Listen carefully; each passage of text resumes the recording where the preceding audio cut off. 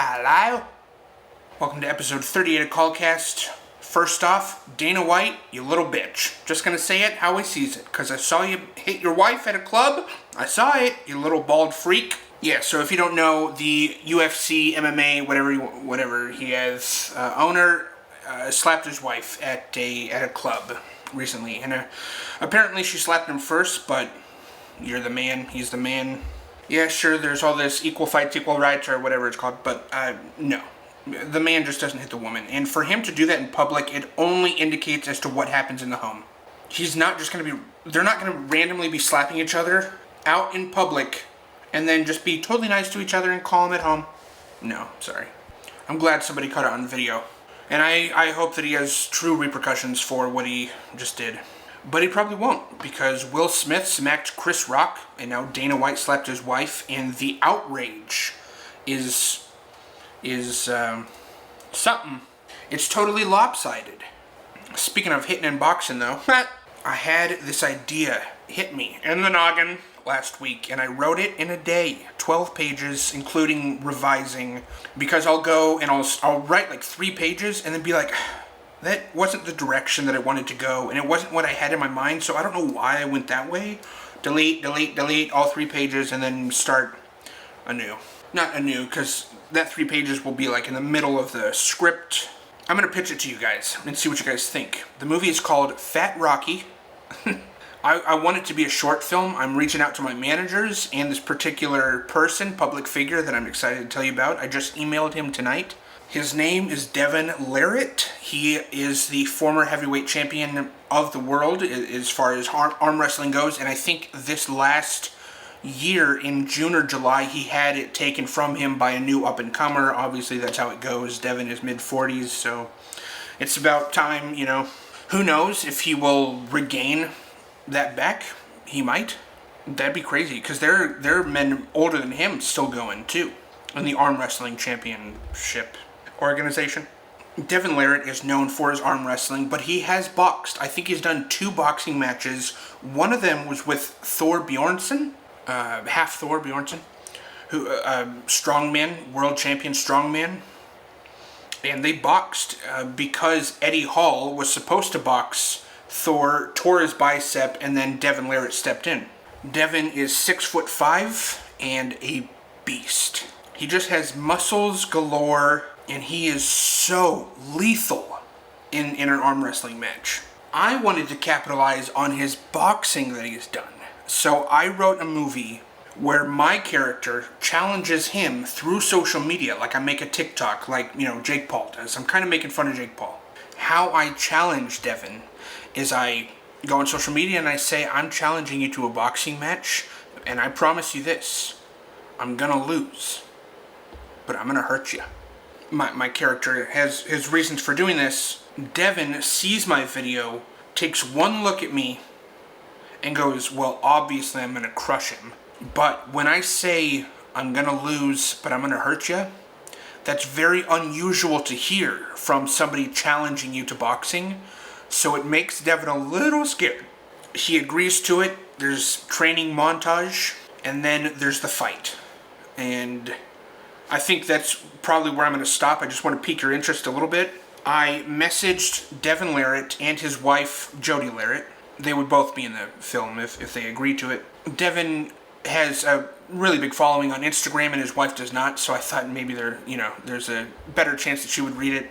And she did. She read my message, my little elevator pitch that I did. Elevator pitch is like, we were taught in film school, if I were just to get into an elevator randomly with Steven Spielberg, what's a 30-second movie pitch that I could pitch him before he gets to his floor on the elevator? That's an elevator pitch.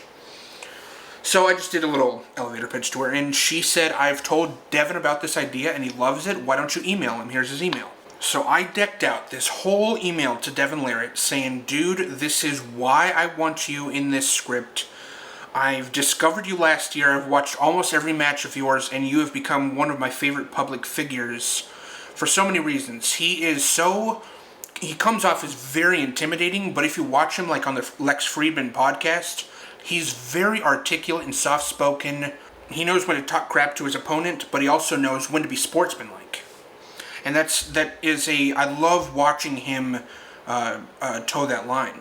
Like I said, my managers are inquiring to the boxing organization, to YouTube, to see if they would fund this, and I am so excited. I would only want to do it as a short film, and I would want everybody to get paid handsomely for this project. I wouldn't want to do it and ask Devon to be in this without being able to pay him. I would even not take a paycheck just to have it go to him, just to get him to do this with me. So, this is a big thing. It's supposed to be a parody. Kind of like the Fat Man review that I did a couple weeks ago. That movie is such a beautiful parody in how it's a very serious, dark, kind of twisted tone, but it's a parody. It's a spoof. This would be similar. Not nearly as similar or as dark or as heavy or anything like that, but it's a boxing movie. Kind of making fun of, Jake Paul, Sylvester Stallone, Rocky stuff. But I wrote Devon Larratt as Dolph Lundgren. I very much took inspiration from Dolph Lundgren to Rocky IV. So, the chances are I could wake up to an email tomorrow from Devon Larratt saying, let's do it. I don't know. I'm pumped. But, yeah, so that's my exciting news for project there. Logan Paul sucks with his projects. If you don't know who Logan Paul is, I don't want to explain. He's a public figure, 22.6 million followers on YouTube, subs on YouTube, much less now because of his recent controversies. So, for example, a couple years ago, he bought a Pokemon set for $3 million, or over $3 million, and they were all fake. They were all fake. He paid $3.5 million, whatever it was, and it wasn't real. People gave him so much crap for that. But the person who gave him the fake Pokemon cards, Logan hired to help him with his new Crypto Zoo project. Not only that, he hired 2 other criminals that he didn't know that they were criminals because he didn't vet them. I think he knew. I think Logan Paul got scammed, maybe even a couple times, and he wanted to learn how to do that too. I think he wanted to learn how to do a rug pull. That's what it's called. It's a rug pull where you build this project, you have people invest, and then you abandon the project. That's exactly what Logan Paul did. And it's been almost a year now, and he hasn't even addressed it. People are going, dude, what's up with Crypto Zoo? Like, I'm out $15,000. Which, yeah, that's on them, too, for trusting Logan Paul and buying into this weird game. Like crypto, it's... You buy an egg, you can hatch the egg, you can hatch it with another egg and make a hybrid animal. That's the game. Until another YouTuber named CoffeeZilla on Christmas Eve, of all places, things, or the day before. It was right before Christmas. I don't know why he did that. Maybe to ruin Logan Paul's holiday. He made a 3-part docuseries on Logan Paul and this scam. It went mad viral, and it makes Logan Paul look terrible. Within a couple of days, this documentary took almost a year to make. Within a couple of days, Logan Paul posted a 7-minute response to CoffeeZilla that all of his arguments were completely ad hominem. An example being, dude, you messed up here, here, and here.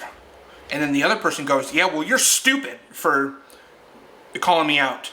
And you just want clout and attention and clicks and views and money. That's the only reason you're making this.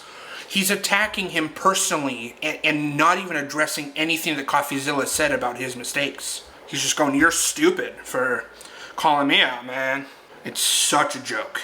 That's not what we're talking about, Logan Paul. You can't just personally attack him because he's calling you out. Logan Paul threatened to sue, and he has since removed his response to CoffeeZilla, which is very telling that he reacted very emotionally and hadn't even consulted any lawyers about how legal it was that he was threatening this guy. When CoffeeZilla, he threatened him for breaking the law and recording phone calls and using it in his documentary, and then Logan Paul proceeded to use those same phone recordings in his own response video. Logan, you're showing your true colors and how incredibly immature you are.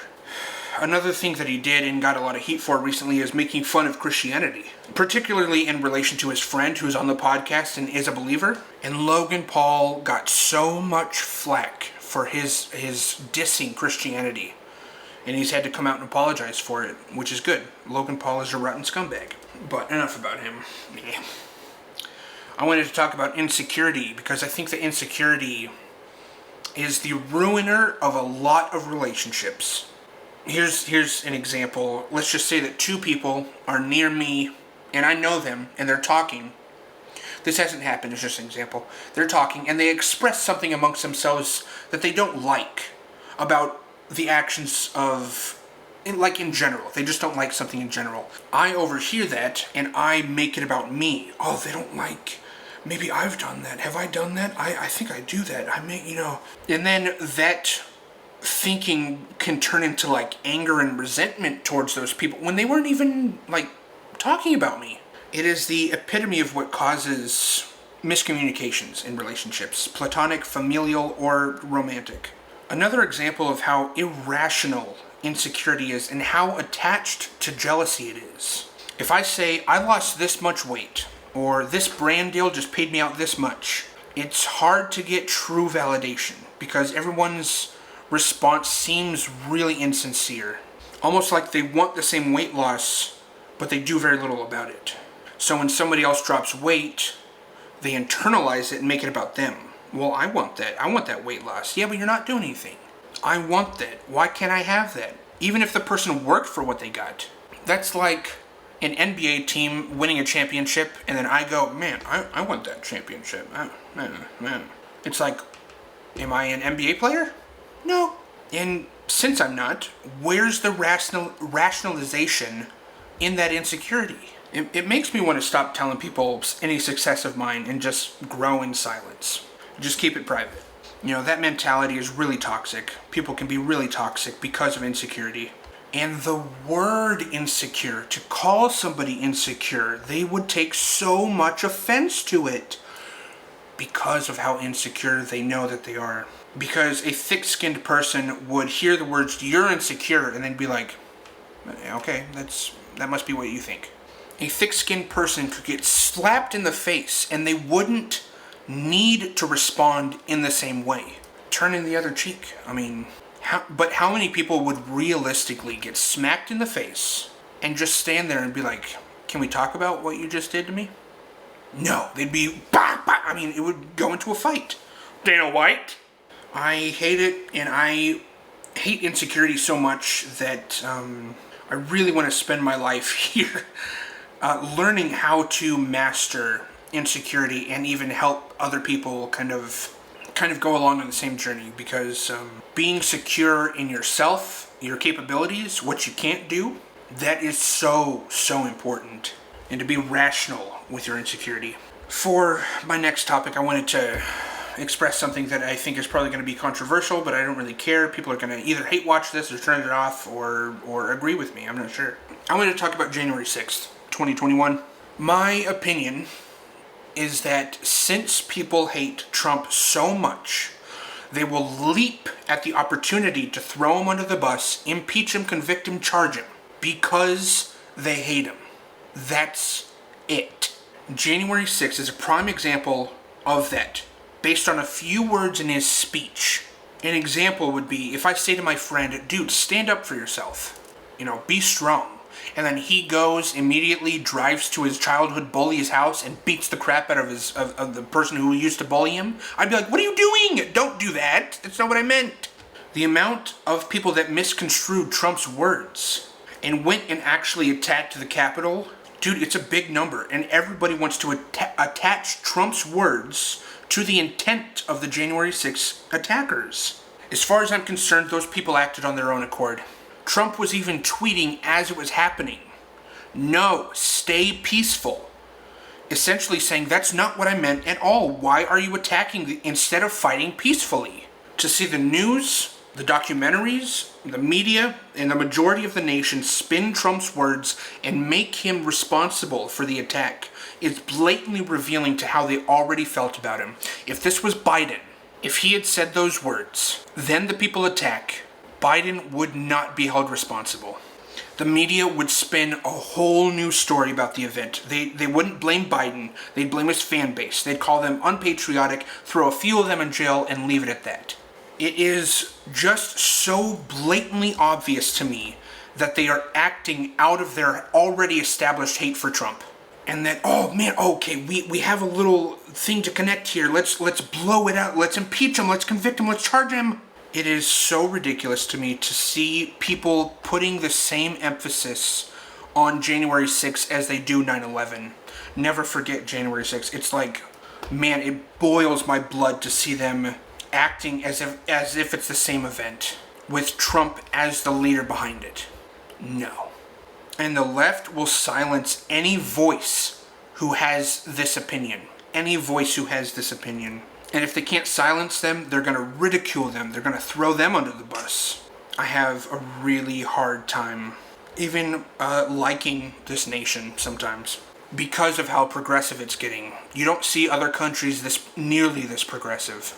And then those other countries, when they're actually a little bit more biblical than we're being, those countries get just slammed and ridiculed, like Qatar for the soccer playing thing. The amount of backlash that Qatar had because of their rules and laws against homosexuality, which would probably be biblical unless they kill the homosexuals, in which case that's not biblical at all. But actually, Logan Paul, in his words about Christianity, makes sense to me, because we're actually told in the Bible as Christians that Christians are going to be ridiculed and punished more and more as we grow closer to the end times. So for people, especially our nation, to be one of the main antagonists of Christianity is really heartbreaking, but it also makes sense, and it's indicating to me that we are growing closer to the end times. And I'm going to leave you with that note. Thank you for watching my podcast. Hopefully, things happen.